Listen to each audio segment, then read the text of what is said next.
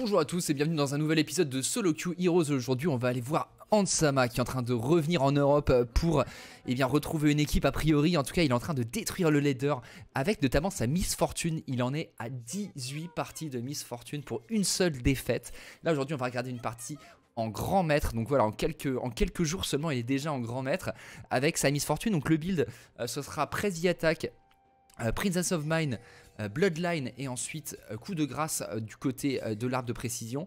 Et de l'autre côté on va prendre les bots et les cookies du grand classique, attack speed, AD et armure. Et en termes d'items, eh bien on va prendre le maximum de dégâts possible avec un Kraken collector.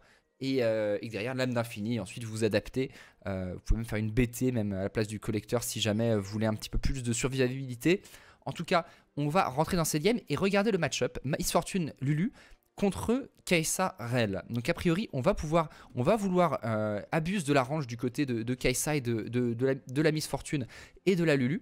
Et du coup, eh bien, on va simplement essayer de... Alors je vais centrer la caméra sur la MF.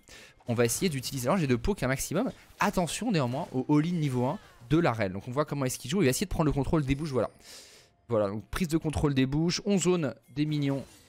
La bot lane, après qu'on a touché un Q, vous avez vu le Q qu'il a mis au départ.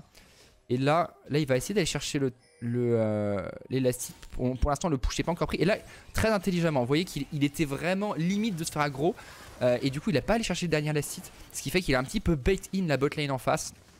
Et il continue. Et vous voyez, il avance, il sait qu'il gagne le trade, donc il avance entre chaque auto. Il sait que c'est un trade gagnant pour lui. Et du coup il a complètement, par son assurance, par sa connaissance du match-up, il a coupé la fuite tout simplement de ses adversaires. Mais pourquoi? C'est qu'il sentait que l'engage était trop poussif parce qu'il avait senti venir. Il s'est pas fait bait par le mignon. Alors certes il s'est fait toucher en bout de course mais pas suffisamment pour se faire one shot. Et derrière eh bien, il savait que c'était un match-up gagnant avec leur champion au niveau 1. Ils avaient plus de dégâts. Et du coup il a fait que marcher entre ses autos. Ce qui lui a permis eh bien, de prendre ce doublé sans problème. Alors le problème c'est qu'a priori ça va être difficile de crash ça. MF a un bon push niveau 1 parce qu'elle a notamment son passif. Je sais pas s'il va réussir à crash ça avant qu'ils arrivent, non. Mais on va pas pouvoir freeze en face a priori. Il y a trop de minions au niveau 1 et il prend son back, logiquement. Donc voilà, Handsama arrive sur sa lane, bam, double kill. Et pourtant c'était pas évident, c'est lui qui se fait engage, c'est un 2 pour 1. Au passage j'ai pris cette game parce qu'elle est assez serrée. Elle est assez serrée. Et vous allez voir un petit peu tout au long de la game. En tout cas, Handsama qui revient avec 2 épées longues et une dague. Donc bon, on est en train de build forcément le carquois. Donc là, gros avantage en lane pour Handsama. Et maintenant on va voir comment est-ce qu'un AD carry comme lui snowball potentiellement une game. Sachant qu'on voit déjà que sa mid lane est morte. Sa mid lane s'est fait solo kill. Pas forcément bon signe. Une Harry qui peut bouger. Et par contre on a réussi à dive la top lane. Alors la wave va vers lui. Il sait pas où est le jungle. On n'a pas vu Lee Sin a priori.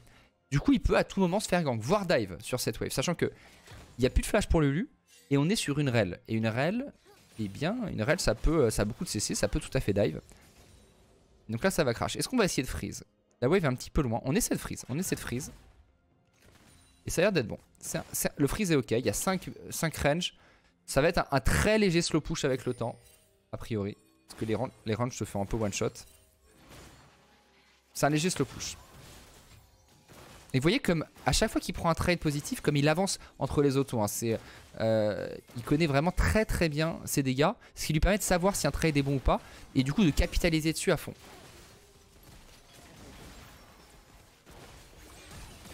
Ok. Ça troll un petit peu en face parce que la Rell n'a plus de flash. Et un avis en face on pensait qu'il avait plus de flash après le 2v2 avant. Et il n'a pas flash notamment sur l'engage initial de Rell, ce qui est très important. D'être conservateur avec ses summoners, de flash au dernier moment. Ce qui là du coup lui a permis de bait la Rell. La Rell devait penser qu'il avait plus de flash parce que s'il se faisait toucher il était mort. Mais je vous dis, il jouait relativement passif depuis tout à l'heure parce qu'il y avait un Lee Sin qui était possiblement pas loin, ce qui était effectivement le cas vu que son jungler était top. Ça faut faire très attention, notamment quand vous êtes AD carry, parce qu'AD carry vous gagnez le double, vous perdez le double. Et du coup, eh bien, il jouait quand même à la limite, ça aussi c'est très important. C'est-à-dire que, et ça c'est quelque chose que vous pouvez travailler en solo queue, c'est de jouer quand même aggro à la limite de ce qui est acceptable de faire. Parce que si vous jouez full passif quand le jungler est pas là, eh bien vous apportez pas vraiment de pression sur la carte. Là vous voyez qu'il était en train de trade tout en étant aux connaissances de ses limites. Et il avait le doigt sur le flash. Alors, en termes de farm, il est pas spécialement devant. Donc, on est en Grand Master, hein, donc forcément en face ça joue bien. Mais bon, les 3 kills qui font la diff, à chaque fois il a crash la wave, il s'est pas fait freeze en sortie de ces 3 kills. Gros avantage de MF aussi, le fait que vous n'avez pas besoin d'acheter des bots trop tôt, et du coup en plus vous allez jouer avec les bots magiques. Et vous avez quand même l'équivalent d'une très belle move speed pour revenir sur la lane grâce au Z. Je crois qu'il max le Z en deuxième au passage. Le GP qui tue le Horn avec un gang, okay, ça m'étonnerait qu'il le tue tout seul. On voit que les solo lanes ça se passe pas super bien. Et encore une fois, alors que là il aurait pu reculer. Pourquoi est-ce qu'il continue d'avancer? Parce qu'il sait que le trade est gagnant, aussi parce qu'il sait que la Poppy est derrière. Et il sait que le lit est top, donc il avance. En fait, quand il commence ses trades, il sait déjà s'ils sont gagnants ou pas. Ce qui fait qu'il est toujours prêt à capitaliser beaucoup plus.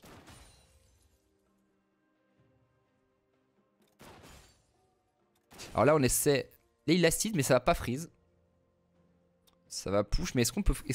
Là je pense que l'objectif à ce moment-là, t'es devant, c'est de slow push pour potentiellement aller prendre une plate. La question c'est est-ce qu'il crash sur la prochaine? A priori normalement il devrait crash sur la prochaine, qui va être un canon.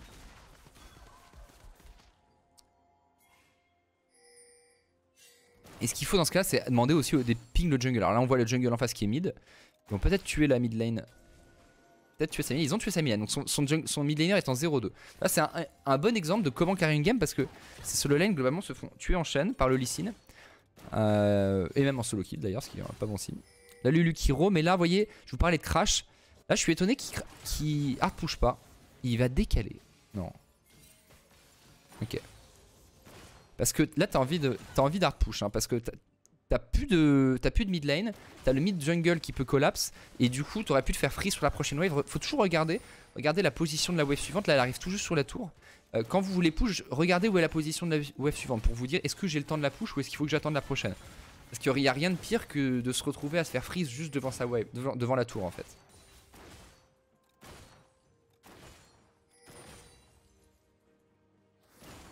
Et du coup l'idée est de prendre des plates à ce moment là, ce qu'il a pris. Je crois qu'avec son passif AMF c'est très fort. On flash.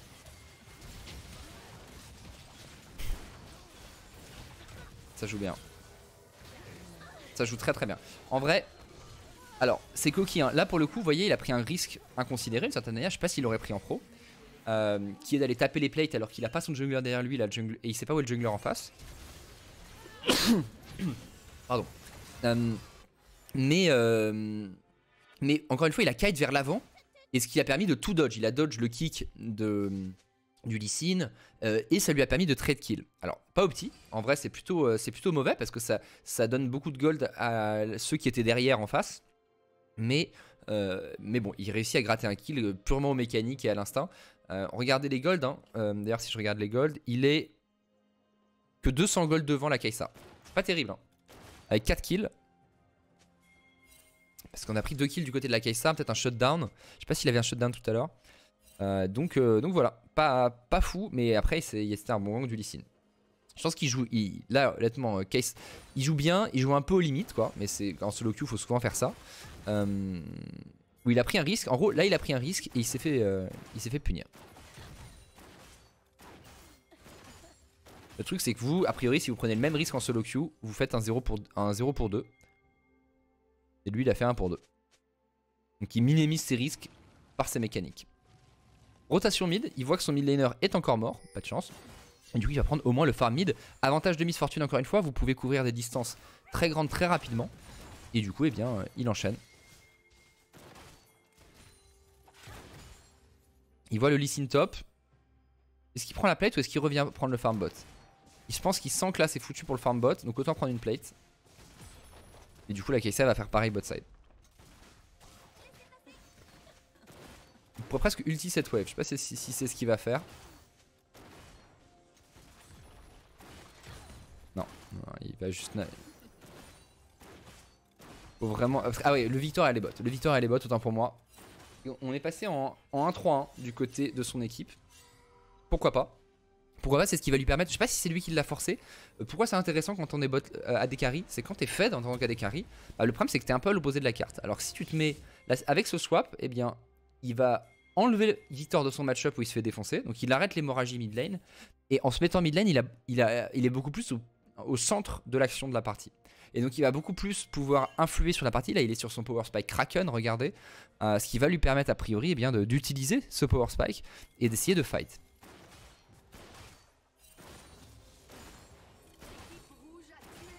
Le Drake qui est pris par le Lee, mais on a pris le Herald du côté de la Poppy. Et ça ping, c'est lui qui ping. Hein. Hans Sama qui ping la tourelle mid, il veut vraiment enchaîner. Il veut qu'on prenne le Herald mid. Il veut qu'on mette le Herald mid.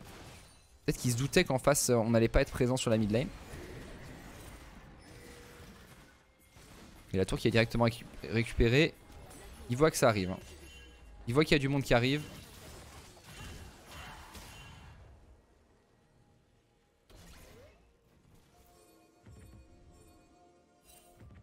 Et c'est lui qui ping aussi, je pense qu'il demande de l'aide là, pour pouvoir rejoindre la bot lane et aller farm.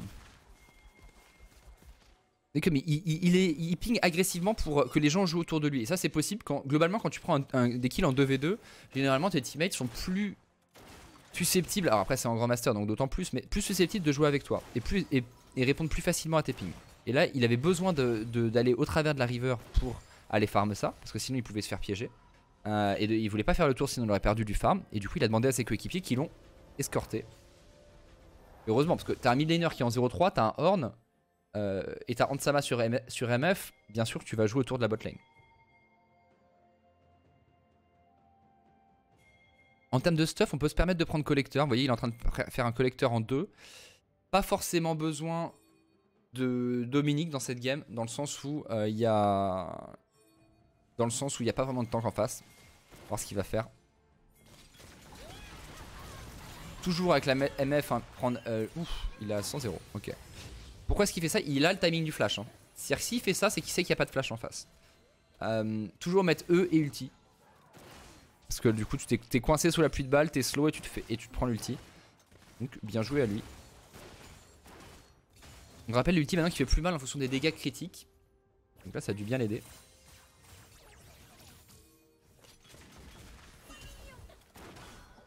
Le bon polymorphe, parce que sinon il aura peut-être du flash. Mais il a un flash. Hein. Ouh, max range. Regardez comme il joue agressif. Regardez comme il joue agressif. Il sait qu'il y a sa Lulu derrière. Il attend. Il n'y a pas d'ultimate de la Lulu, cela dit. Mais il joue extrêmement agressif. Il joue extrêmement haut. Et ça, c'est très important. Quand vous êtes devant, il faut prendre des risques. Mais normalement, il faut prendre des risques calculés. Vous voyez, là, il a pris un risque dans cette game qui n'était pas vraiment calculé. Là ça c'est pas terrible, là il est pas en bonne position du tout. Là il est pas du tout en bonne position. Et regardez comme il fait mal par contre. Hein. C'est assez dingue. Hein. Les dégâts que ça fait. Sachant qu'en gold, là il s'est fait beaucoup accélérer en fait sur son. Grâce à la prise de tourelle mid. Mais il fait ultra mal. Là il va mourir. Ouais. Il meurt mais en même temps c'est un shutdown pour la rel. Donc c'est presque rentable. C'est vraiment un risque qui est tout à fait rentable pour Hans.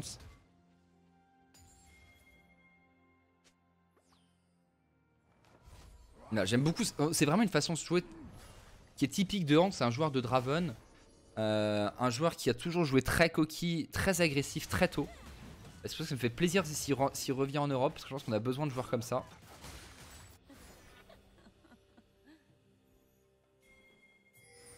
Alors, il va top, où est-ce qu'il va top? Déjà il se dit qu'il y a un ulti de Horn je pense, il se dit qu'il y a peut-être quelque chose à setup avec l'ulti de Horn. Il voit que le GP est en train d'un peu de lui marcher dessus. Et là il ping, il dit qu'il arrive, c'est-à-dire qu'il veut demander un ulti de Horn, voilà, hop. Dommage hein. Bon, heureusement, voilà, son top laner sentait qu'il pouvait pas se permettre d'avoir loupé cette ulti de Horn, ça a flash in, ça a donné le kill à Hans. Il savait.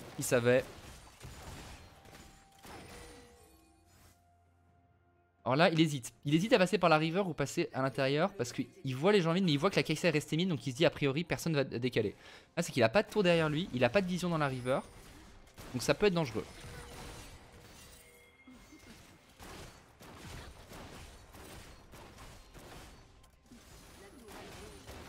Et par contre, il a tellement de dégâts, ça va super vite. Hein. Pourquoi reset? Parce que là, ça peut collapse. Ça peut collapse sur lui ou ça peut aller au Drake, auquel cas autant back pour aller au Drake le plus vite possible.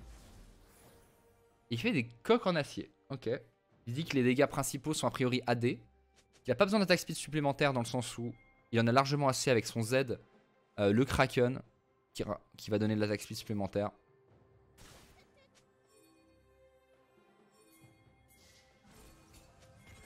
Je sais pas pourquoi il a une dague dans son stuff, parce que j'aurais tendance à partir sur une lame d'infini en 3. Il me semble qu'il part sur lame d'infini. Peut-être qu'il a hésité à faire des berserkers, je sais pas. Il a un peu fait chier que ce bouche, il a pas de flash, mais peut-être qu'il se disait qu'avec la Lulu derrière qui avait son ultimate, c'était fine. Je sais pas s'il est au courant du timing de cooldown de la Rel et du Lee Sin.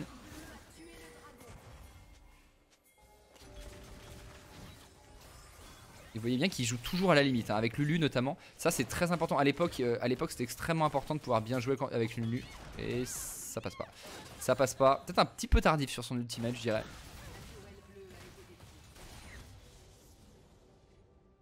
Et du coup ils prennent le Drake mais ils se font split push top. Le problème c'est si tu regardes les gold, lui il est à 1800 gold devant, mais la mid lane est 1000 gold derrière. Jungle 500, top lane 3000 et support even. Parce que top lane, bon bah GP forcément ça scale, GP qui a pris abatteur, qui farm ses Q et qui a pris des tours. Est-ce qu'il y a plus de gold que lui? Non, c'est lui qui a le plus de gold de la game quand même. Largement. Et largement derrière une Ahri qui est pourtant en fait. Ahri a un... Bon, ça je comprends pas les primes. Hein. Il a 9600 gold, il a pas de prime. La Ahri, elle a 6200 gold, elle a une prime. Bon.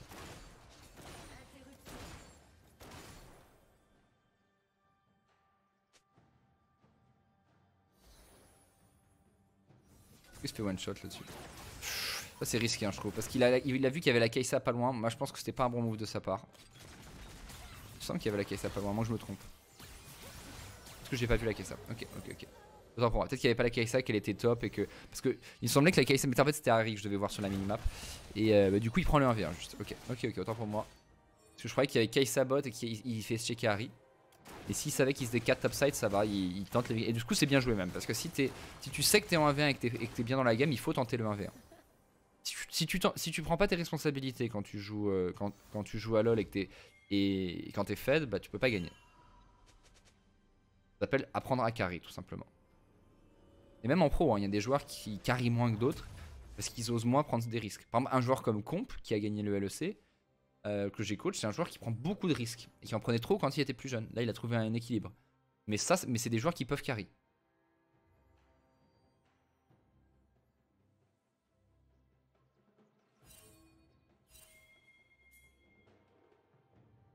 Alors, et Hans est connu comme étant un gros carry. Il l'a prouvé l'année dernière chez Rogue. Ah, parce que quand t'es Rogue, quand t'es chez Rogue, t'as un bonus ADC, très bon sidestep. Il s'est pas du tout fait toucher.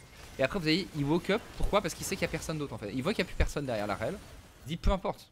Autant j'avance parce que je suis sûr de pas louper une miette des ressources que je vais pouvoir gratter sur ce fight. Vous voyez?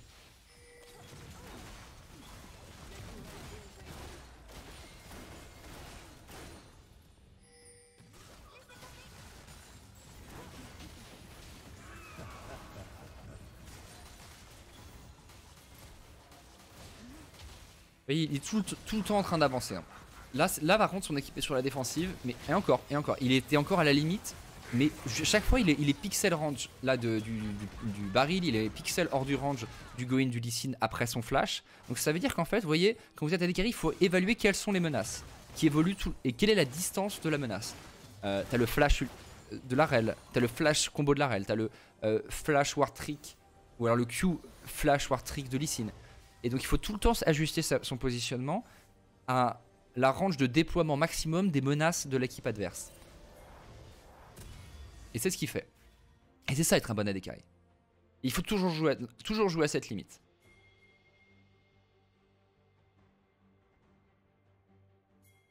Et il faut toujours être prêt à outplay cette limite. C'est-à-dire parfois être prêt à légèrement la franchir pour bait les adversaires à tenter des moves que tu es prêt à anticiper.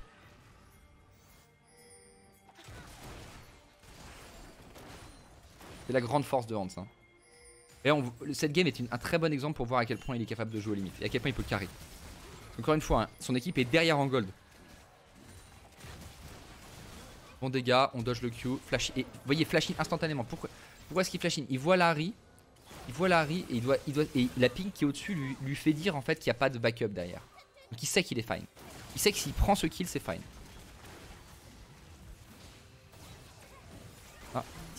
léger mauvais pas de Hans. Et là, qu'est-ce qu'il fait? Il ping instantanément de Nash. On perd pas de temps, on a le red buff, on a le healing. Ah, et voilà. Voilà pourquoi la Kai'Sa n'était pas là. Elle a dual Nash, tout simplement.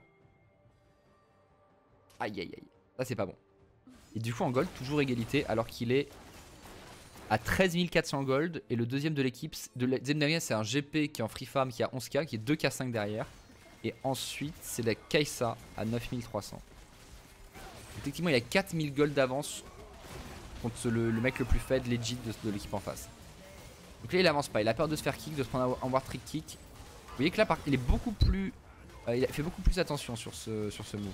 Notamment, je pense qu'il respectait beaucoup les barils du GP. Par contre, quand il respecte pas, il respecte pas. Quand il respecte plus, il respecte plus. Et tant que le kick est pas parti, vous voyez, il respecte. C'est ça dont il a peur à ce moment-là. Comment mettre le maximum de dégâts en faisant attention au kick. Donc là, il va reculer. Là, il va reculer ce qui est touché par le Q. Donc il sait que le Lee Sin peut s'envoler là-dessus. Et qu'il n'y a rien qui peut l'en empêcher. Ouais, techniquement, il y a l'ulti de la Lulu. Je pense qu'en pro, peut-être qu'il fait attention à l'ulti de la Lulu qui peut cancel le Lee Sin. Là, il sait qu'il y a un flash de la Rel aussi. Et lui, il a pas de flash. Pas de flash, pas de Gale Force. Donc là, on a pris la tourelle mid qui ne sert à rien. L'inhibiteur mid ne sert quasiment à rien. Et à chaque fois, on met des dégâts. Même si on sait qu'on va pas tuer, vous voyez, ce genre de dégâts, bah, ça force. Ça donne la position. Alors, par contre, il en a rien à foutre. Hein. Il prend le blue buff du Victor. Il dit écoute, j'ai plus beaucoup de mana. Va me chercher un Red Bull et donne-moi ton blue buff. Et le Victor, il a dit oui, Seigneur Hans. Je vous aurai mon blue buff, vous aurez celui qui est dans notre jungle. Et si je pouvais vous donner mes items, je le ferais. Sur quoi Hans lui a dit respectez-vous et restez digne. Alors, comment est-ce qu'on snowball? Comment est-ce qu'on avance cette game du côté de Hansama? A priori, tu veux plutôt aller bot side. Pourquoi? Parce qu'on est sur une situation symétrique. T'as pas de Nash. Le Drake spawn dans quelques temps. En 4 minutes 30. Donc on a le temps, on vient de le faire. Et il y a une T2 à prendre bot.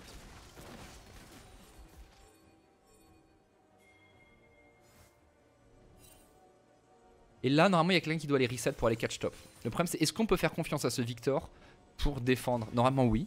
Mais t'es en solo queue, tu sais jamais. Normalement, c'est au Victor d'aller catch la top lane. En plus, il y a une téléportation. Donc là, pourquoi est-ce qu'il se met là? Parce qu'il va apparaître pile au moment où la wave arrive. Ce qui lui permettrait potentiellement d'aller chercher un kill. Si la Harry faisait pas attention. En plus, il est sur une ping, vous voyez. Là, il a eu peur. Là, il a un petit peu peur du Q, je pense. Et voilà, le Victor arrive pas forcément à défendre, j'ai l'impression. Si, autant pour moi, le Victor. Et là, ça, c'est un très très gros move. D'ailleurs, vous voyez instantanément qu'est-ce qu'il fait, il avance.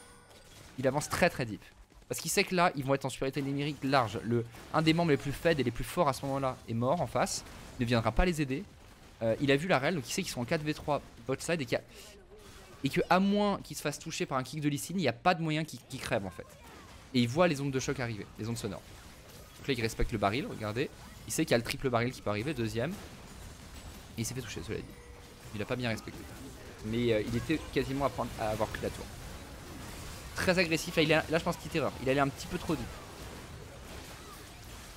Ça quête bien, ouais. Et voilà, petite erreur et il est puni. Je vous la remets, vite fait, parce que c'est intéressant de voir son erreur. Vous voyez. Donc là déjà il s'est fait toucher par un baril. Et là, le fait qu'il se fasse toucher par le bout de la Rel. C'est ça qui permet ensuite ça permet à ses adversaires de l'attraper. Avec le Lee Sin qui va arriver. Alors, il met beaucoup de dégâts, hein, mais il est sa team. Il est les dégâts de sa team. Et donc petite erreur de positionnement là-dessus. Comme Hans n'est pas parfait. Hein. Mais en même temps... Enfin, aussi, vous voyez, c'est en jouant comme ça en solo queue que vous apprenez. Si vous restez complètement à l'opposé du fight, pour gagner pour avoir ce win rate, pour avoir 94% de win rate sur Miss Fortune en grand maître, bah pas suffisant. Et puis c'est comme ça qu'il va apprendre de plus en plus. Mais c'est impossible quasiment de faire une game parfaite avec Adekaria. Faut être un robot un peu. Pour pouvoir calculer un peu en temps réel toutes les variations de risque. C'est quand même compliqué. va accélérer un petit peu. On essaie de prendre maximum de camps. Là on prépare potentiellement le Drake ou alors on veut jouer pour l'inhib. Et toujours hein, le Victor qui sert un petit peu d'essuie-glace pour aller catch les waves. Et on va aller vers le top 7. Pourquoi est-ce qu'on va vers le top 7 cette fois-ci? Et bien parce qu'il y a le Nash qui va spawn. Donc vous voyez, là en plus il gère la macro aussi de son équipe. Hein. Il est sur les bonnes waves au bon moment, il ping tout le temps vers où est-ce qu'il faut aller. Je suis pas sûr qu'il dise beaucoup de choses dans le chat, mais il ping vraiment. Et là il ping le bush, c'est pas le bon bush, il a ping le IG bush. Là ok, et en plus on prend la jungle de la bonne manière. On n'a pas fait check le mauvais endroit. Je pense pas que ça kill. Si ça kill, ok. Bon, j'ai l'impression qu'il a laissé un dot, mais pas. En tout cas ça passe et du coup doublé. Et là ça fait la diff. Comment on a fait ça? Et bah bon choix macro, bonne ouverture sur la carte sur la mid lane. Push mid into top, on va prendre la vision de la bonne manière. Et ensuite toujours on joue en avançant, en étant agressif tout en respectant les menaces. Il n'y avait pas de menace en vue là, et bah il continuait d'avancer. Je sais qu'il y a quand même pas beaucoup de dégâts, mais il y a l'ulti qui fait toujours chier. Après avec le shield de Lulu, il se permet de le tanker. Ça fait la diff. Perds pas de temps à chase, hein. Perds pas de temps à chase, on est là pour les objectifs. Les goals, objectifs. Bam. On reste pas, perd pas son temps, on sait que ça respawn dans 2 secondes. On est un peu low life, c'est typiquement le moment pour trop là. Donc il faut faire attention. Attends, Drake c'est 3 signes Drake, est-ce qu'on peut se permettre... Normalement là ce Drake il est perdu. Parce qu'on est à 13 secondes et on est en train de reset, normalement c'est un Drake qui est pour leurs adversaires. Là le play optimal c'est de back et d'aller jouer le Nash. Parce que normalement en face ils vont vouloir jouer le Drake. Et du coup tu te dis, bah, ils vont jouer le Drake et donc c'est le moment d'essayer d'aller bait le Nash. Parce que eux-mêmes après le Drake vont peut-être devoir reset. Voilà, ça c'est bien joué. Ça c'est très bien joué de la part du Lee Sin. Et on s'est un petit peu... Moi je sentais cette auto de trop un petit peu. Il voulait absolument finir le kill, Hans. Et c'est pas le rôle d'un AD carry de finir les kills. Généralement. C'est mieux, mais le rôle c'est de les commencer. Il allait un petit peu trop loin et il avait pas anticipé le flanking du Lee Sin. Le Lee Sin qui joue bien, hein. Je sais pas qui c'est mais... le Lee Sin je trouve qu'il a bien joué parce qu'il a assez vite vu que sa botlane était pourrie dans cette game. Il a joué mid-top. Et ensuite je trouve qu'il menace pas mal. Il menace pas mal un joueur qui pourtant joue très très bien comme Hans. 17-4-4. Imagine vous êtes dans une partie avec Hans qui fait ce score là. Avec des fesses. Hein. En tout cas, alors son mid laner quand même qui a pu farm, qui va pas être useless. Mais là, pas ouf parce que ça entame du coup directement le Nash. Après ça manque un peu de dégâts. Le Horn est présent, est-ce qu'il a son ultimate? Téléportation de Victor, normalement ils peuvent pas Nash en face. Hein. Avec le Victor qui TP, des gens qui sont à la base. Limite je vais vous le mettre parce que là on est en full screen sur la téléportation. Il n'y a aucune chance que ça passe. Il n'y a aucune chance. Après il y a la Kai'Sa. Bon knock-up hein, de la Lulu. Fait mal hein Kai'Sa. C'est quoi son stuff? Kraken AP. Okay.